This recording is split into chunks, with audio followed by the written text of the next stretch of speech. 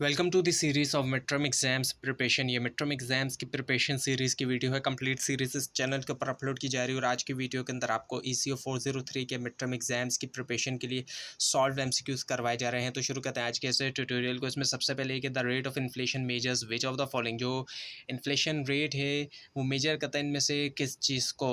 वो मेजर करता है the rate of increase in the overall level of prices. जो इन्फ्लेशन रेट है उससे मेजर किया जा सकता है ओवरऑल प्राइसेस के अंदर जो इजाफा होता है, जो महंगाई की शरह है उसके ज़रिए। उसके बाद ये the cost of changing prices is known as, जो कॉस्ट ऑफ चेंजिंग प्राइस है उसको वो जानी जाती है इनमें से किसके तौर पर, वो है मेन्यू कॉस्ट ऑफ इन्फ्लेशन के तौर पर। उसके बाद again macro economic model without foreign trade और government spending aggregate demand is a sum of. Macro economic model के अंदर अगर हम देखें बगैर फॉरेन ट्रेड के या फिर गवर्नमेंट स्पेंडिंग के, एग्रीगेट डिमांड जो है वो सम है इनमें से किसका, वो है पर्सनल कंजम्पशन और जो प्राइवेट इन्वेस्टमेंट है। Personal consumption and private investment is the answer. और उसके बाद है फिर कि real GDP, real gross domestic product is measured. इसको मेजर किया जाता है किसके अंदर, in the prices of base year. एक बेस ईयर सेलेक्ट किया जाता है और उस प्राइस के मुताबिक इसको जो है वो सिलेक्ट किया जाता है, ताकि कैलकुलेट किया जाता है ताकि रियल GDP जो है उसको पता लगा सकें हम कि क्या है वो। उसके बाद देखिए रियल इंटरेस्ट रेट्स आर। अब रियल इंटरेस्ट रेट क्या है, एक इंटरेस्ट रेट है लेकिन जो रियल इंटरेस्ट रेट है, अब रियल इंटरेस्ट रेट जो निकाला जाता है उसमें से क्या होता है कि interest rate quoted in the market minus the inflation rates. जो इंटरेस्ट रेट चल रहा है, जो कोट है मार्केट के अंदर, उसमें से इन्फ्लेशन रेट यानी कि जो महंगाई की शरह है उसको माइनस कर देते हैं, क्योंकि ज़ाहिर बात है जो महंगाई बढ़ रही है तो फिर वो तो फ़ायदा नहीं होगा ना फिर इंटरेस्ट का, तो इसीलिए रियल निकालने के लिए जो महंगाई की शरह होती है उसको फिर माइनस किया जाता है।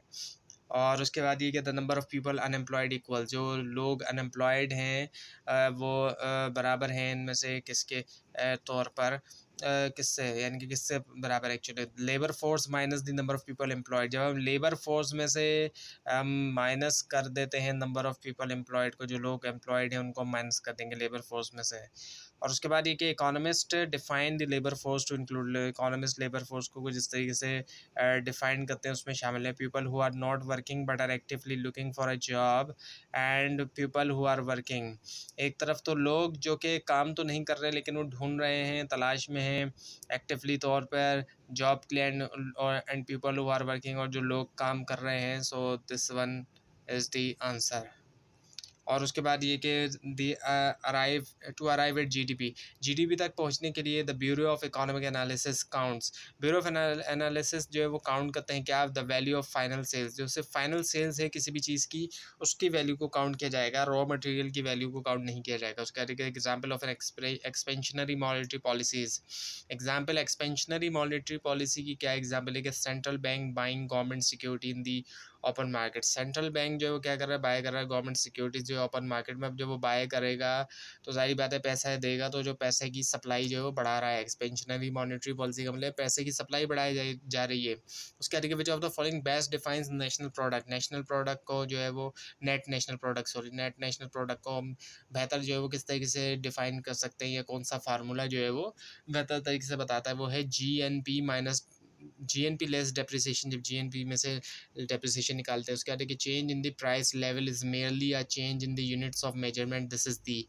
अब ये जो है स्टेटमेंट एक आपके सामने है, ये कौन को किसका व्यू है, ये क्लासिकल जो व्यू है इन्फ्लेशन का महंगाई के हिसाब से, वो ये एक है। उसके बाद ये the cost of next best alternative foregone is best describe by. जो कॉस्ट है अगला बेहतर अल्टरनेटिव जिसको फॉरगॉन किया जाए, यानी कि उसकी जगह दूसरी कोई चीज़ की जाए, इसको बेहतर तौर पर डिस्क्राइब किया जाता है प्रिंसिपल्स ऑफ अपॉर्चुनिटी कॉस्ट के तौर पर। अपॉर्चुनिटी कॉस्ट का कॉन्सेप्ट ये कि एक चीज़ छोड़ के दूसरी चीज़ कर रहे हैं तो ये भी एक कॉस्ट है, भले ही पैसे नहीं दे रहे हैं लेकिन तब भी वो एक कॉस्ट है। उसके बाद which of the following events will lead to an increase in demand for money. इनमें से कौन से इवेंट से क्या होगा कि इंक्रीज हो जाएगा डिमांड फॉर मनी के अंदर, वो है N increase in the level of aggregate output. जब आउटपुट के अंदर इजाफा हुआ एग्रीगेट आउटपुट के अंदर। उसके बाद की वजह होता है following expression is the employment rate. इनमें से कौन सा जो एक्सप्रेशन है वो जो है अनएम्प्लॉयमेंट रेट है, वो है unemployed divided by employed plus unemployed. And सबसे पहले भी अनएम्प्लॉयड है, फिर डिवाइड बाय एम्प्लॉयड होगा, फिर प्लस भी अनएम्प्लॉयड को कर देंगे। उसके बाद which of the following statement best describe the definition of scarcity, इनमें से कौन सा स्टेटमेंट बेहतर तौर पे स्कैसिटी की बेहतर डेफिनेशन या बेहतर डिस्क्राइब करता है, वो है कि resources are limited in quantity and can be use in different ways. Resources limited होते हैं क्वांटिटी में, तादाद में, और उनको डिफरेंट तरीक़ों से इस्तेमाल किया जा सकता है। अब ये कि the difference between export and import in determining the GDP is known as, जो डिफरेंस है एक्सपोर्ट और इंपोर्ट के दरमियान जीडीपी डिटरमाइन करने में, वो क्या है, वो है net export. Net export is the answer. और उसका देखिए, if you buy a pizza from a restaurant rather than making the identical product at home, that which of the following would happen? अगर आप बाय कर रहे हैं restaurant से pizza, ना कि उसको वैसे ही पिज़्ज़ा को घर पे बना लिया जाए, तो आप इसमें से क्या होगा, मतलब इसमें से क्या चीज़ होगी फिर, तो जीडीपी इंक्रीजेस, जीडीपी के अंदर जो है वो इजाफा देखने में आएगा, क्योंकि आप फिर बाय कर रहे हैं रेस्टोरेंट से। उसका ठीक है, an item that is intrinsically worthless is, intrinsically तौर पर एक चीज़ जो कि जिसकी कोई वैल्यू ही नहीं है, वो कौन सी चीज़ है, वो है फिएट मनी। है फिएट मनी जो हमारे यहाँ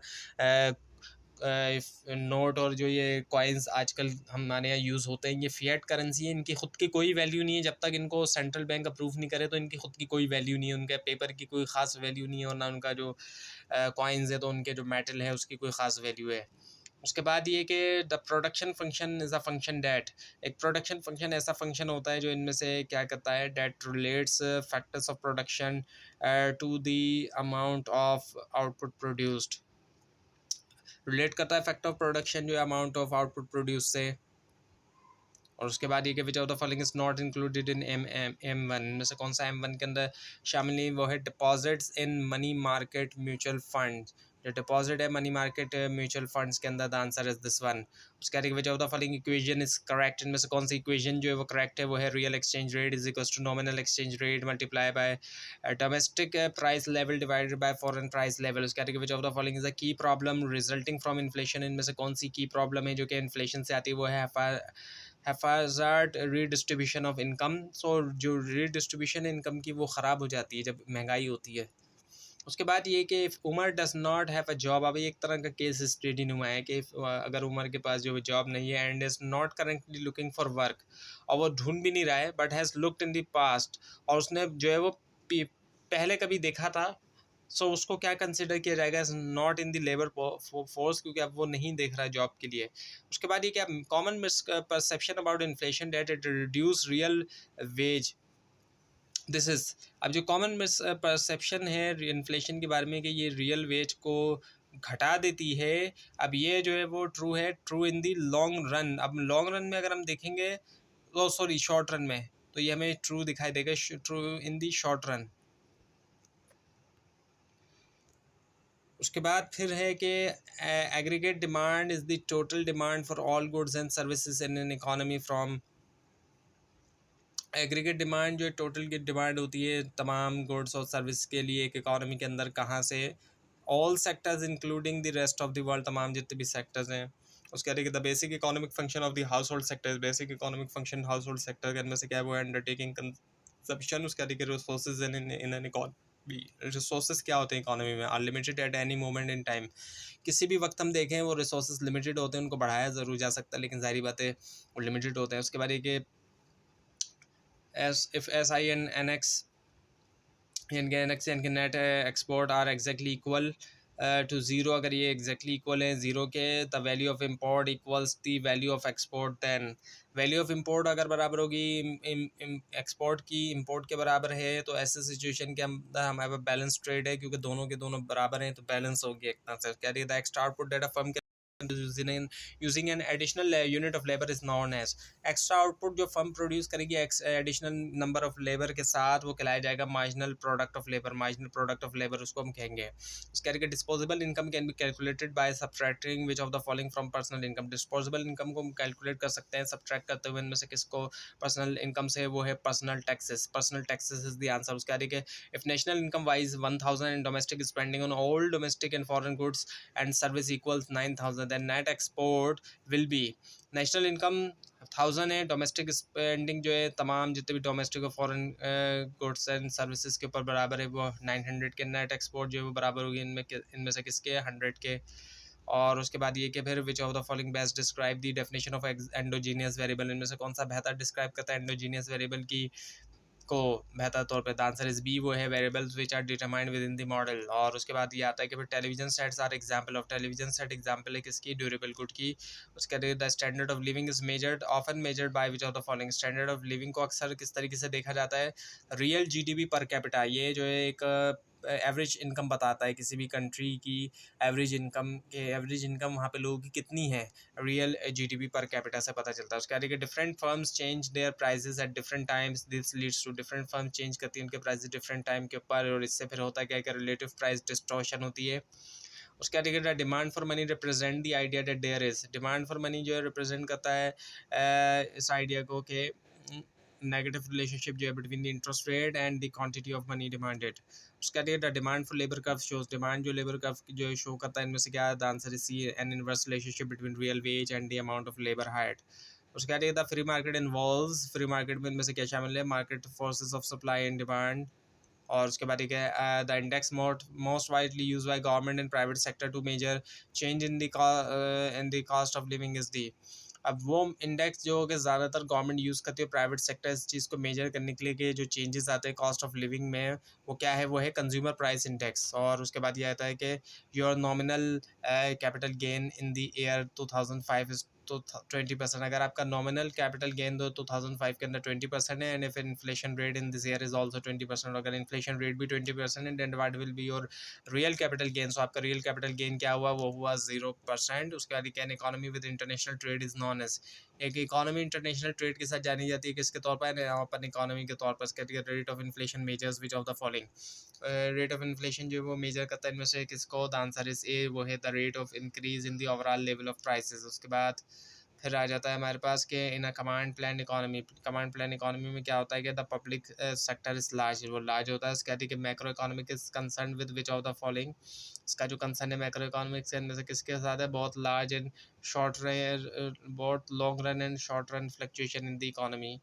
यानी कि दोनों तरह की जो फ्लक्चुएशन। उसके आगे when money is used to express the value of goods and services it is functioning as a, अब जब पैसे का इस्तेमाल करते हुए वैल्यूज़ बताई जा रही है चीज़ों की, सामान की भी और जो सर्विसेज दी जा रही है उनकी भी, तो वो पैसे का इस्तेमाल जो है वो किस तरीके से किया जा रहा है, वो एक यूनिट ऑफ अकाउंट का काम कर रहा है, यूनिट ऑफ अकाउंट के तौर पे फंक्शन कर रहा है। उसके बाद क्या, an increase of 10% in nominal GDP indicates, nominal GDP में 10% अगर इजाफा हो जाता है तो वो किस बात को बता रहा है कि it is possible that all of the increase was caused by increase in the overall aggregate price level, यानी कि ये भी पॉसिबल है कि जो इजाफा हुआ है ये इस वजह से हुआ है कि एग्रीगेट प्राइस लेवल में इजाफा हो गया, यानी कि महंगाई हो गई, इस वजह से ऐसा हुआ है।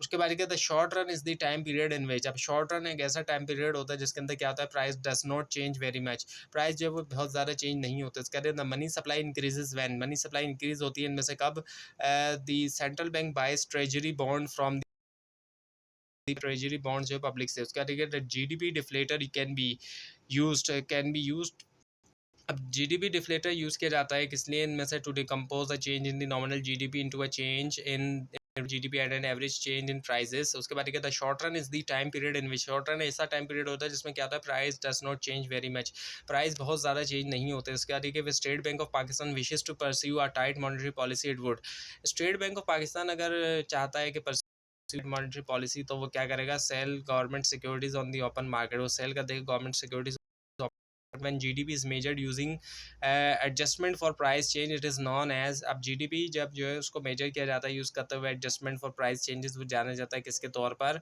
वो जाना जाता है रियल जीडीपी के तौर पर, क्योंकि उसमें प्राइस को भी फिर देखा जाता है कि महंगाई बढ़ने की वजह से ही इजाफा है या फिर और किसी वजह से भी इजाफा हो रहा है, असल इजाफा ज़ाहिर बात है फिर सामने आता है हमारे। उसके बाद ये विच of the following is the largest component of total expenditure, largest component क्या है टोटल क्या एक्सपेंडिचर का, इनमें से वो है कंजम्पशन, आंसर इसका कंजम्पशन है। उसके बाद which plays the most important role in increasing the rate of growth in real GDP per capita over time, इनमें से कौन सा जो है वो इंपॉर्टेंट रोल प्ले करता है इंक्रीज करने में, जो रेट ऑफ ग्रोथ है रियल जीडीपी के अंदर पर कैपिटा के हिसाब से वक्त के साथ साथ, वो है इंक्रीज इन लेबर प्रोडक्टिविटी के अंदर जो है वो इजाफा हो जाना। उसके आगे which of the following events is not expected to decrease aggregate demand, इनमें से कौन सा इवेंट जो है वो एक्सपेक्टेड नहीं है कि वो डिक्रीज करेगा एग्रीगेट डिमांड को, वो है decrease in the price level. The answer is decrease in the price level. उसके आगे which of the following would be a macro economic question, इनमें से कौन सा मैक्रो इकोनॉमिक क्वेश्चन है, वो है have personal incomes in general increase over time. उसके आगे which one of the following could explain a shift to the right supply curve for a good, इनमें से कौन सा एक जो है वो एक्सप्लेन कर सकता है शिफ्ट जो है राइट सप्लाई की तरफ, जो है राइट सप्लाई कर्व जो है गुड के लिए, वो है बी, जो कि new supplier entering the market, जब एक नया सप्लायर आ रहा है तो राइट की तरफ शिफ्ट कर जाएगा सप्लाई कर्व, सप्लाई के अंदर जाहिर बात है इजाफा होगा। फिर उसके आगे which of the following event is not expected to decrease aggregate demand curve, इनमें से कौन सा इवेंट जो है वो एक्सपेक्टेड नहीं है कि वो डिक्रीज करे aggregate demand. The answer is D, a decrease in price level. तो ये थी आज की वीडियो। आपको इस बारे में कोई क्वेश्चन है, खासतौर पर इसमें कोई मिस्टेक दिखाई दे ज़रूर हाईलाइट कीजिए, और इस पूरी सीरीज़ को देखने के लिए और मिड टर्म और फाइनल टर्म एग्जाम्स की प्रिपरेशन के लिए इस चैनल को सब्सक्राइब कीजिए, बेल आइकन के ऊपर क्लिक कीजिए। Thanks for watching this video and best of luck for your exams.